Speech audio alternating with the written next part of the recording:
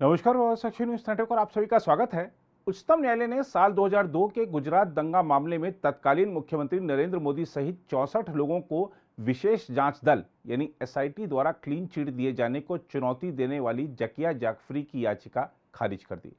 अदालत ने याचिका खारिज करते हुए जो महत्वपूर्ण टिप्पणियां की हैं वह दर्शाती हैं कि कैसे कांग्रेस और उसके इशारे पर काम करने वाले लोग शुरू से ही नरेंद्र मोदी के खिलाफ साजिश रचते रहे हैं।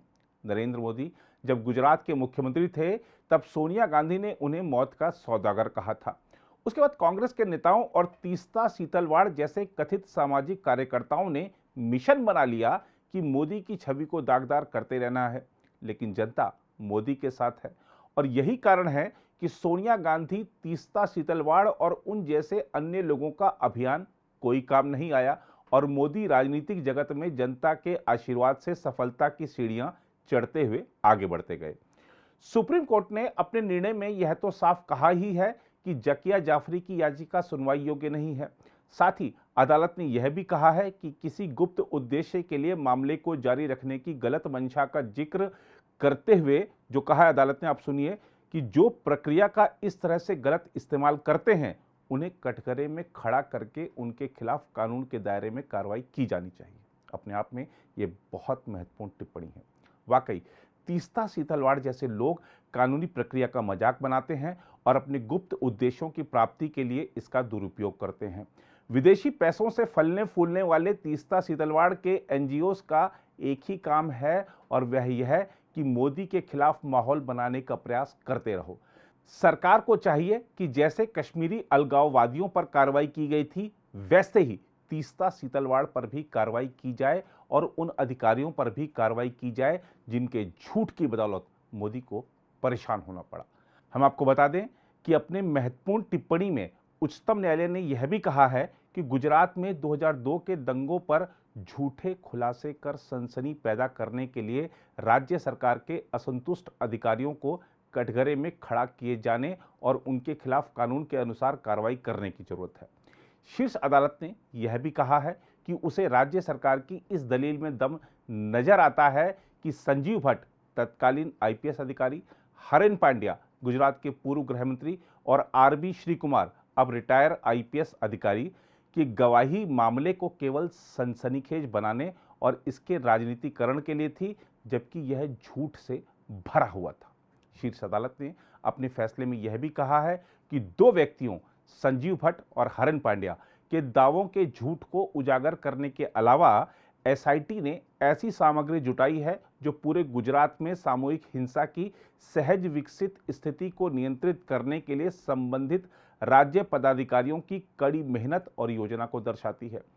देश की शीर्ष अदालत ने यह भी कहा है कि राज्य प्रशासन के एक वर्ग के कुछ अधिकारियों की निष्क्रियता या विफलता राज्य सरकार के अधिकारियों द्वारा पूर्व नियोजित आपराधिक साजिश का अनुमान लगाने या इसे अल्पसंख्यक समुदाय के खिलाफ राज्य द्वारा प्रायोजित अपराध के रूप में घोषित करने का आधार नहीं हो सकता है। पीठ ने मामले को दोबारा शुरू करने के सभी रास्ते बंद करते हुए कहा है कि जांच के दौरान एकत्रित की गई सामग्री से मुसलमानों के खिलाफ सामूहिक हिंसा भड़काने के लिए सर्वोच्च स्तर पर आपराधिक षड्यंत्र रचने संबंधी कोई संदेह उत्पन्न नहीं होता है। बहरहाल आइए एक नजर डालते हैं गुजरात दंगों से जुड़े पूरे घटनाक्रम पर। 27 फरवरी 2002 अयोध्या से लौट रही साबरमती एक्सप्रेस ट्रेन में यात्रा कर रहे 59 कार सेवकों पर कथित तौर पर हमला किया गया और गोधरा रेलवे स्टेशन पर ट्रेन के डिब्बों में आग लगा दी गई।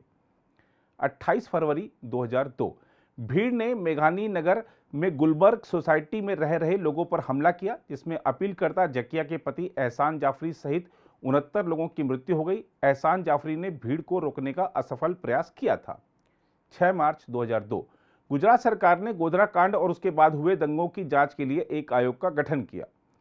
9 अक्टूबर 2003 राष्ट्रीय मानवाधिकार आयोग ने निष्पक्ष जांच की मांग करते हुए उच्चतम न्यायालय के समक्ष एक रिट याचिका दायर की। उच्चतम न्यायालय ने वरिष्ठ अधिवक्ता हरीश साल्वे को न्याय मित्र नियुक्त किया।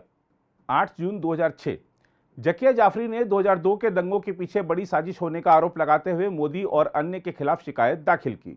26 मार्च 2008 उच्चतम न्यायालय ने केंद्रीय अन्वेषण ब्यूरो के पूर्व निदेशक आर के राघवन के नेतृत्व में एक विशेष जांच दल गठित किया। 1 मई 2009 शीर्ष अदालत ने सुनवाई पर से रोक हटाई और विशेष अदालतों में मामलों के अभियोजन तथा एसआईटी को मामले पर हुई कार्रवाई के संबंध में एक रिपोर्ट देने का निर्देश दिया। 6 मई 2010 शीर्ष अदालत ने निर्देश दिया कि निचली अदालत अगले आदेश तक अंतिम फैसला न सुनाए। मामले के विशेष लोक अभियोजक के इस्तीफे के बाद गुलबर्ग सोसाइटी मामले पर सुनवाई रुक सी गई। 11 सितंबर 2011 उच्चतम न्यायालय ने एसआईटी के प्रमुख को निर्देश दिया कि वह मामले में एकत्रित की गई पूरी सामग्री के साथ एक अंतिम रिपोर्ट अदालत को भेजे। 8 फरवरी 2012 एसआईटी ने मोदी और 63 अन्य को क्लीन चिट देते हुए अंतिम रिपोर्ट दाखिल की और कहा कि उनके खिलाफ कोई मुकदमा चलाने योग्य सबूत नहीं मिले हैं। 15 अप्रैल 2013 जकिया जाफरी ने गुलबर्ग सोसाइटी दंगा मामले में मोदी और अन्य को क्लीन चिट देने वाली एसआईटी रिपोर्ट को खारिज करने की मांग करते हुए एक स्थानीय अदालत में याचिका दायर की। 26 दिसंबर 2013 मेट्रोपॉलिटन मजिस्ट्रेट ने जकिया की याचिका खारिज करते हुए एसआईटी की अंतिम रिपोर्ट स्वीकार की। 5 अक्टूबर 2017 इस फैसले के खिलाफ उच्च न्यायालय ने भी जकिया की याचिका को खारिज कर दिया। 12 सितंबर 2018 जकिया ने एसआईटी के फैसले के खिलाफ उनकी याचिका को खारिज करने के गुजरात उच्च न्यायालय के आदेश को चुनौती देते हुए उच्चतम न्यायालय का रुख किया। 26 अक्टूबर 2021 उच्चतम न्यायालय ने नियमित आधार पर जकिया की याचिका पर सुनवाई शुरू की। 9 दिसंबर 2021 जकिया की याचिका पर उच्चतम न्यायालय ने फैसला सुरक्षित रखा। 24 जून 2022 उच्चतम न्यायालय ने जकिया की याचिका खारिज की और मोदी तथा अन्य को एसआईटी द्वारा क्लीन चिट देने के फैसले को बरकरार रखा। बहरहाल उच्चतम न्यायालय का यह फैसला मोदी विरोधियों के लिए ऐसे समय पर बड़ा झटका है जब गुजरात में जल्द ही विधानसभा चुनाव होने वाले हैं। माना जा रहा है कि मोदी के खिलाफ कांग्रेसी साजिशों को भाजपा जरूर चुनाव में मुद्दा बनाएगी। अगर आप भी लेना चाहते हैं देश दुनिया की तमाम जानकारी तो आज ही सब्सक्राइब करें हमारे चैनल को। साथ ही नीचे दिए बेल आइकन को जरूर दबाएं ताकि हर अपडेट आप तक पहुंच सके।